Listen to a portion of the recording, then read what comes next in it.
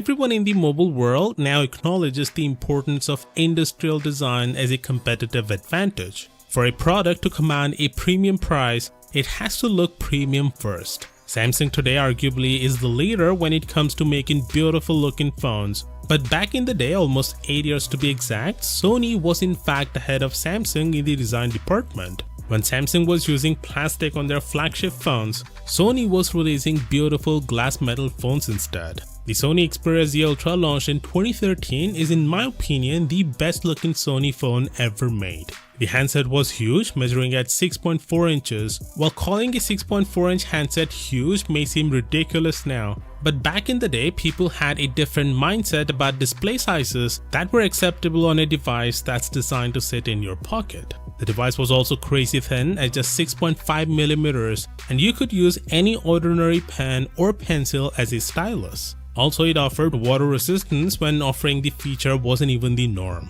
So the handset was unique in its own right, but for some reason Sony didn't bother to release a direct successor to the Xperia Z Ultra, even though the handset was well received from the consumers. But it seems that may finally change, as a well-known tipster on Weibo has indicated that Sony could be planning to release a follow-up to 2013's Xperia Z Ultra. While there is not a lot of information to work with, it seems the Z Ultra may not have a tall 21:9 aspect ratio. Instead, it could be wider, much like the original Z Ultra. If Sony is indeed working on this, then I hope it's a proper flagship and not a mid-range handset. The Xperia Z Ultra was the first Sony phone that I've owned, and I absolutely loved it.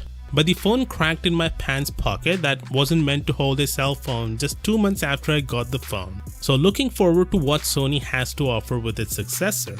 With that being said, Sony's mobile division keeps on losing money for years at this point. To be precise, ever since 2017, Sony's mobile division has been losing money year after year, to the point a lot of experts were questioning, should Sony just up and quit completely? Turns out that not quitting was a good decision on Sony's part. This is because according to Sony's latest earnings, the company's Xperia division has actually made a profit for the first time in years. Sony announced that they made $254 million for the fiscal year 2020 that ended in March 2021.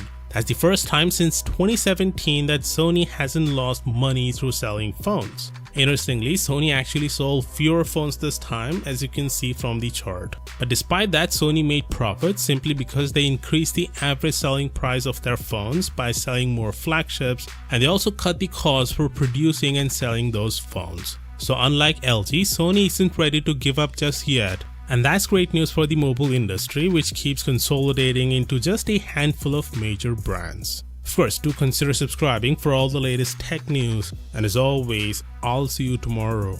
Peace out.